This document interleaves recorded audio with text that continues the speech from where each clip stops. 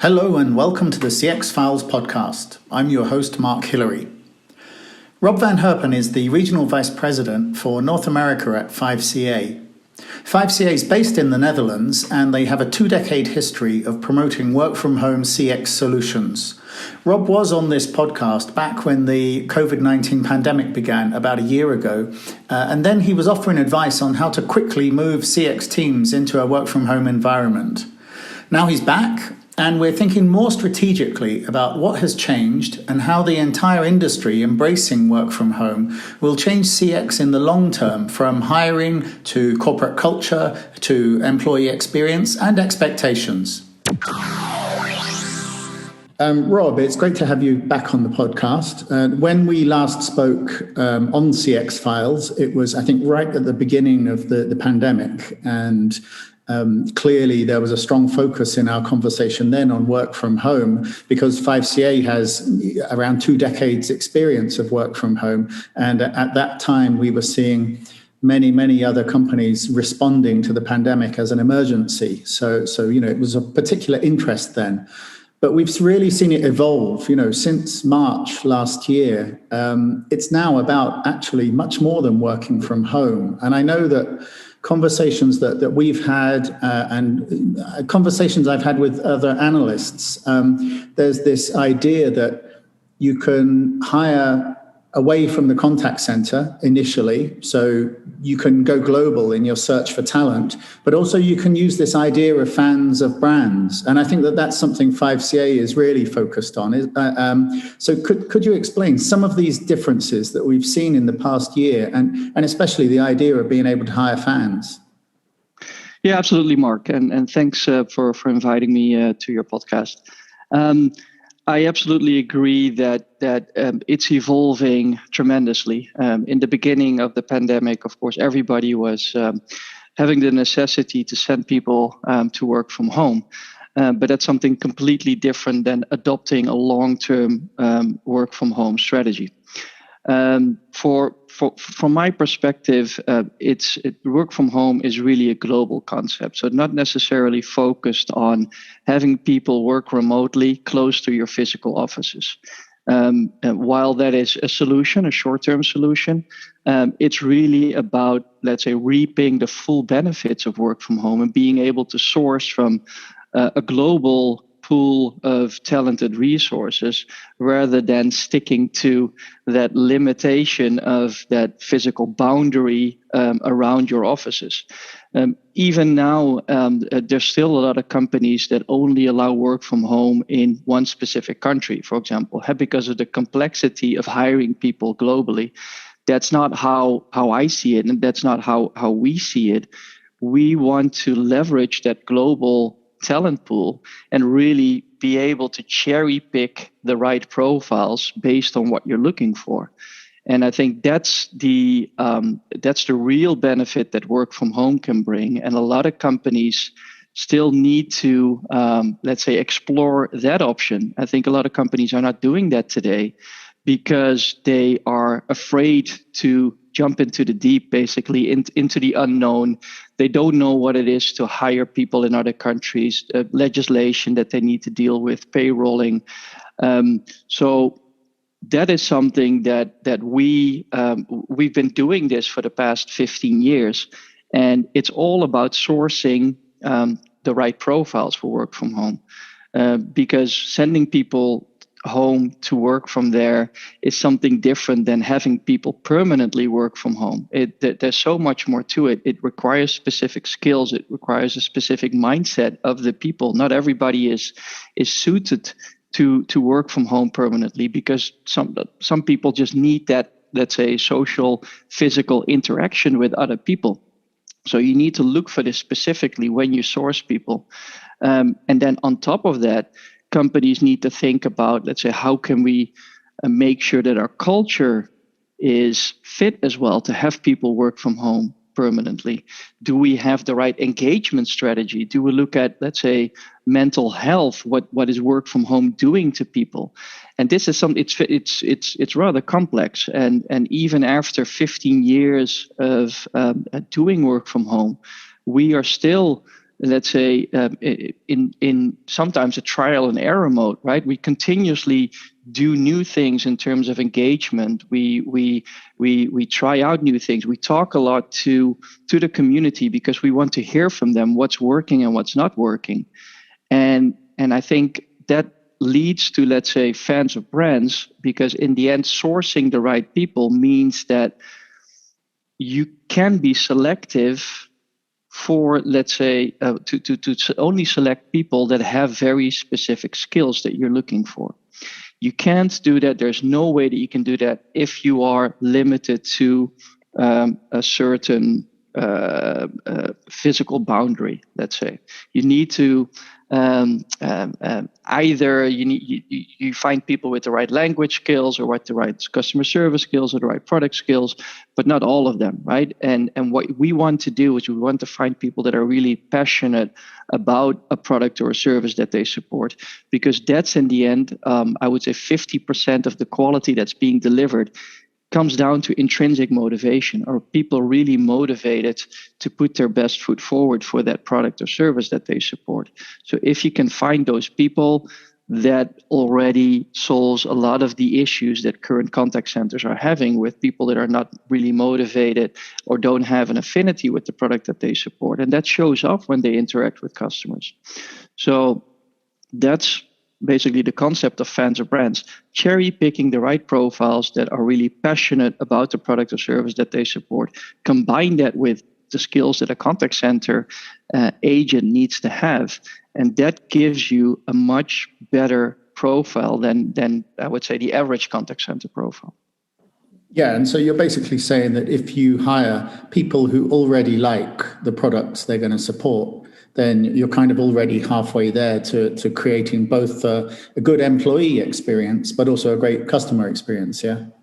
Absolutely. And that employee experience, I think that's crucial as well, right? So that's why we talk so much about engagement and finding people that are passionate about what they do, because if employees are happy, and this is no rocket science, this is not new, right? But if employees are happy, they will provide a better service. They're motivated. They're more motivated to provide a better service. So I think that's spot on the way you describe it. We want to find people that are fully motivated, happy to do this job, and to also to be part of that, let's say, virtual community of other people that are passionate about their product or service, because that will keep them motivated and will keep them connected with their peers, even though they're not physically together in a location.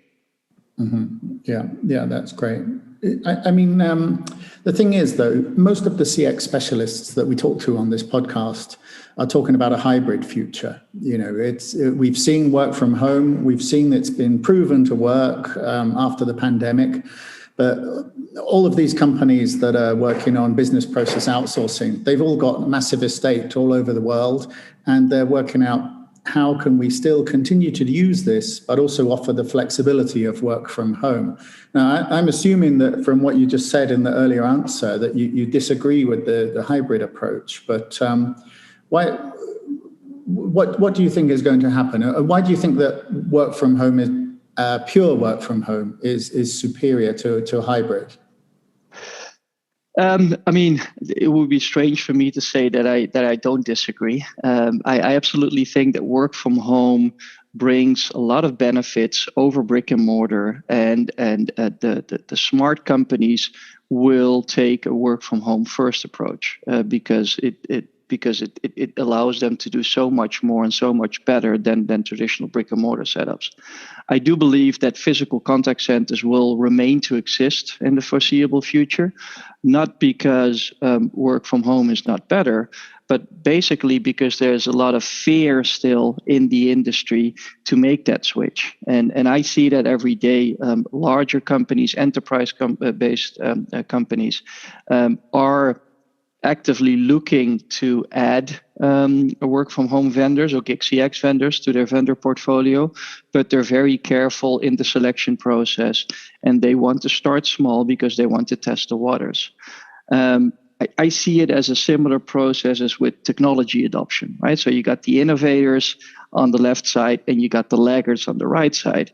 Right now, there's a lot of smaller companies, for example, that like startups that are basically going full force into work from home because they see the benefits and they have this vision and they believe that this will benefit their customer experience in the long run.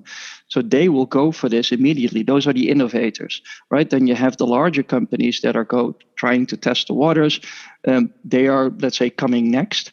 And there will be more and more companies that will adopt work from home in their customer experience setup over time. But it will take time. And a lot of companies will not, let's say, jump until a lot of other companies have taken that step, right? So I think there's also a couple of showstoppers for enterprise companies to adopt work from home. We see a lot of discussion around those topics. It's things like data security, data confidentiality, but also the team building and engagement aspect, where a lot of companies still don't believe that you can reach that same level of engagement with a virtual workforce that you can do with having people physically in an office.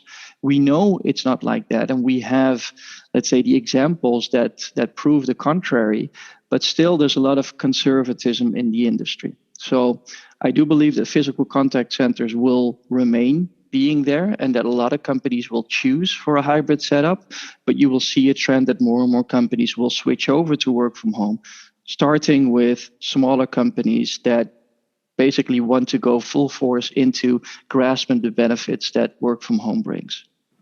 Okay, and then what about the European example in particular? So where you have a group of countries that all use different languages all together, the traditional solution we've seen is the multilingual hub. You put a center in Portugal or Greece or somewhere that's nice to live and can attract people from across Europe. And then you hire the skills and bring them to one location. I mean, how is that going to work in future then?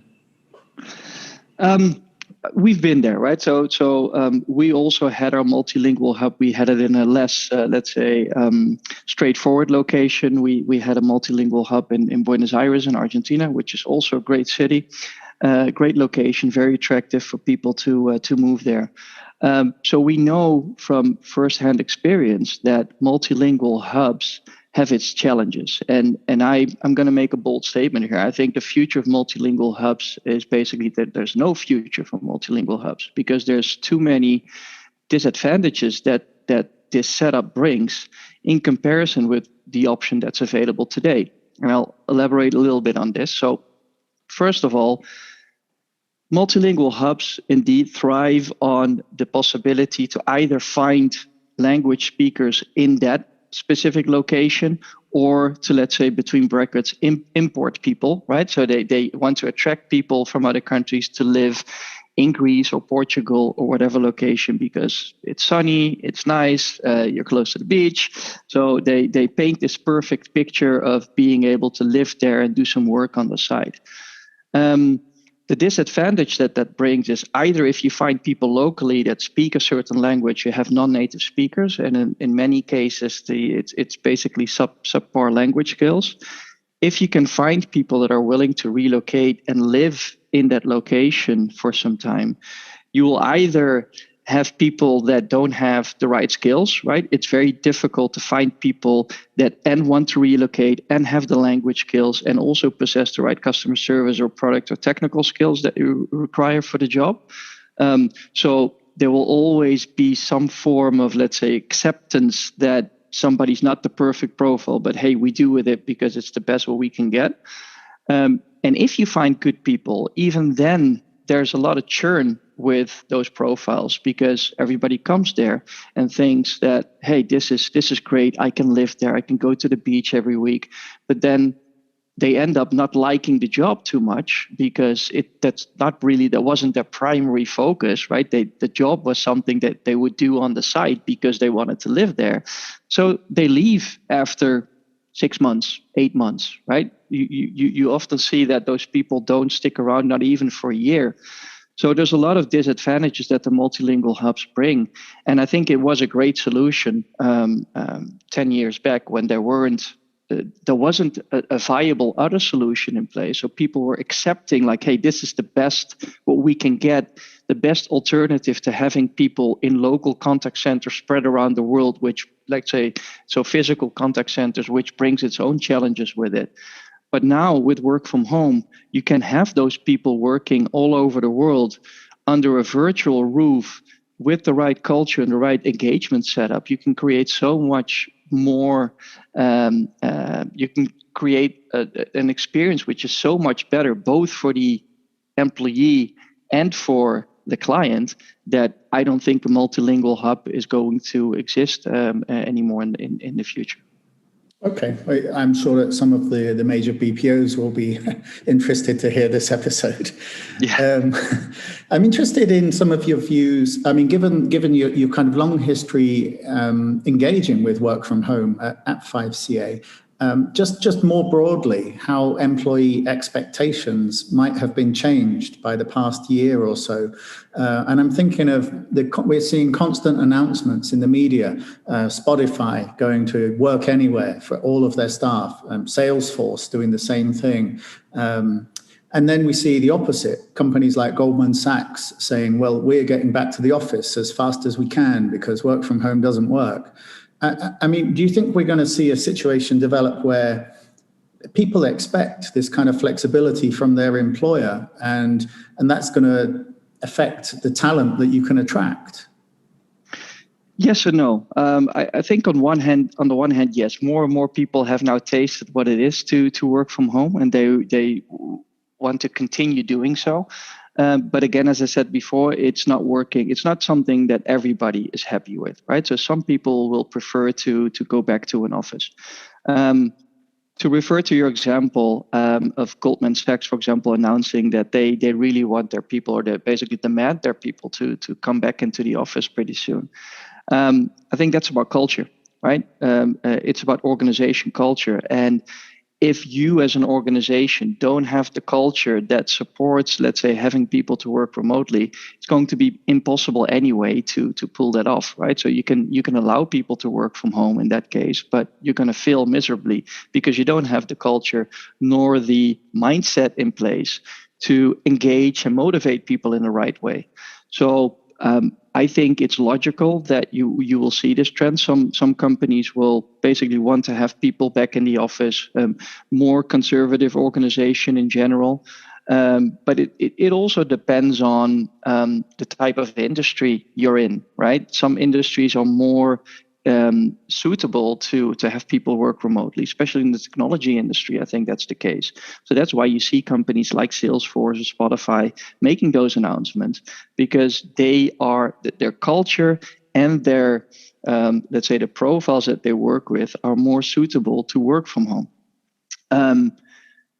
I do believe that in a few years, there's going to be very few companies that are only doing in-office work, right? It's going to be more of a split between hybrid setups and fully work from home or fully remote setups. And the difference is, I think, the type of business that those companies are in.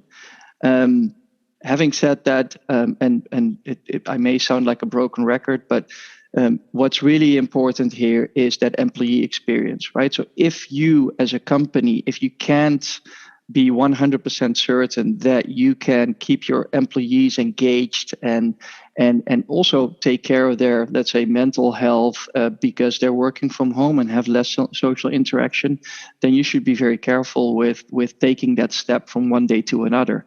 It takes a lot of trial and error. It takes a lot of, let's say, innovation in order to try out things, jumping on new trends. Like for example, a lot of companies are jumping on Clubhouse right now because there's a lot of interaction going on there. And as a company, you need to embrace those kind of initiatives. It's not only the social interaction with other employees, it's with like-minded people that share a passion or an interest. And you need to basically stimulate that kind of behavior with people working from home, because that will allow them to beef up their creativity and their motivation and be more productive in a work from home environment. So I think that's in the end key here. If you as a company want to reap the benefits of work from home, you need to drastically change the way you work. Yeah, and are there any other changes or trends that are actually being triggered by work from home? Because we've talked about fans of brands, hire from anywhere. I mean, you also mentioned Gig CX, which is something that's growing in popularity as well. But is there anything else you see that like work from home is becoming the basis for other kinds of change? Yeah, absolutely. I think one of the main changes that is occurring right now is much faster acceleration of digital transformation, especially in the United States. You see a lot of companies were still holding on to traditional support channels, phone, let's say, which is the primary support channel in the United States. I think 70% of all the contacts in the in the contact center industry are still handled over the phone. And you see that because of the pandemic and because of the adoption of work from home, there is a much faster adoption of new channels. And that's, of course, beneficial to everybody involved, because customers want to be helped and want to be assisted on their channel of preference and not be forced into a channel because it's the only channel that the company offers. So being able to adopt new channels like messaging, for example, asynchronous messaging, which I personally think is a great way of supporting your customers, because it allows them to send messages, to access information on their mobile phone on the go without having to be in a long IVR, which is boring and which is frustrating and only creates more, let's say, frustration and a bad experience with the customer. They can choose how to interact with the company, whether it's Apple Business Chat or Facebook Messenger or WhatsApp. That kind of change is really being accelerated because of the pandemic and because of the move to work from home. Also there, I think startups are more or less leading the way. You see a lot of smaller companies going full force into those new channels instead of falling back to the traditional channels. And of course, enterprise companies are also adopting new channels, but it's more of a conservative approach and very careful experimenting with different channels to see what kind of impact that has. So also there, I think startups are more or less leading the way of, let's say, finding new ways to support their customers, not only using messaging or chat, but also, for example, looking at communities like Reddit or Discord, those kind of things. You want to be there as a brand. People are talking about your brand there. You want to be there and help customers there, interact with them. So one of the other trends that I see right now is sort of a convergence between customer support, community management, and content moderation. All of them come back to that brand reputation and that brand experience that you want to portray to your customers. So making sure that you have that 360-degree view of your customer across, let's say, those communities is extremely important, because you want to know if somebody contacts you in support, you want to know what the level of interaction is that customer has had with you on those communities, right? Or if that customer has had, let's say, incidents in terms of, let's say, disturbing content that has been placed on those communities. You want to know that, right? So I think that's converging as well. And the benefit of work from home, again, there is that you can find people that have the skills to do all of this, right? You can find people that can answer support tickets, but can also play a role in community management, because you're generally talking with higher educated people that have that intrinsic motivation to support a brand. So it's a very different profile than the traditional contact center profile, which allows you to do much more across, let's say, different areas where customers are interacting with each other. Yeah, I think that's a really interesting point just at the end there, that this blending of community management, content moderation, and customer service. And if you can get people who can do all of that, then yeah, you're really raising the bar on the skills of the agents. But that's probably we probably need another whole podcast to talk about that just as one subject, because that actually picks up on the very fans of brands thing. I can imagine say in the gaming community, for example, if you can get people that can do all of those three things and understand the game that's being supported, then you know that's like the ideal agent.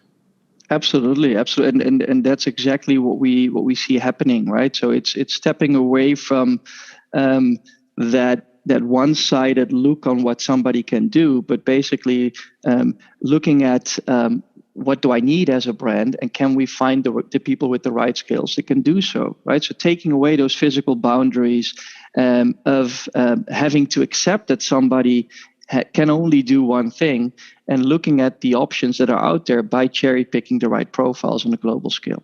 Mm-hmm. Okay, finally then, I just wanted to pick up on something you said on the last time we talked here, and that was around trust and culture. And you've mentioned culture a couple of times here when you've referred to some different companies. And how you really need to build a culture of trust for a remote workforce to function well. And the classic example we saw early in the pandemic was the Friday night happy hour. You get your team on Zoom all day, and then you ask them to have a drink on Zoom, and that's supposed to create team bonding. I mean, how have you seen over the past year then? How have you seen companies not just migrate to work from home, but actually have you seen anybody successfully adapting the culture, or are there common mistakes? I think there's a lot of common mistakes, and there's also no standard playbook for getting culture right. It really depends on a company by company basis what works and what doesn't work.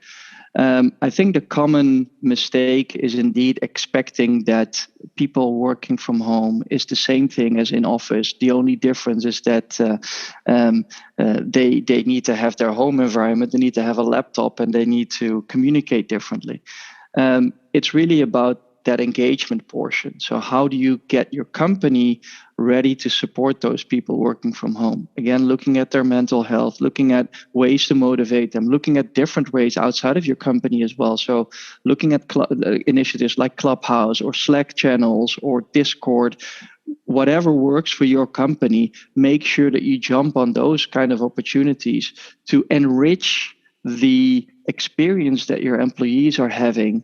And indeed, do a lot of organize a lot of engagement activities for your people to help them feel connected to their peers and to the company. It's about culture. It's about value. I think the core values of a company are more important than ever nowadays. It used to be some like 5-10 years ago. A lot of companies had core values, but I think employees didn't really feel connected to it in most cases. I think this is becoming more and more important. As people are working from home, they don't have that physical experience with the company. So they want to feel connected with the intrinsic value that a company is portraying. So it's really important for a company to live and breathe those core values, because otherwise people feel defeated and they can't really connect with that company. So they will choose to work for somebody else. That's the liberty that people have nowadays as well. If you're working from home, it's easier to switch from one company to another. So if you want to attract talent and you want to maintain talent, you better make sure that you have that culture, that honesty, authenticity, and that you really care about your employees, because otherwise people are going to leave you.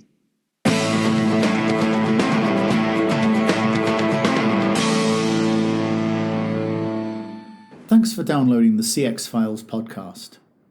If you have a moment, please give us a star rating or review on your favourite podcast provider, because this really helps other people to find the podcast. If you have any suggestions for future guests, or ideas, people or topics, then please just find myself, Mark Hillary, or Peter Ryan on LinkedIn and send a suggestion.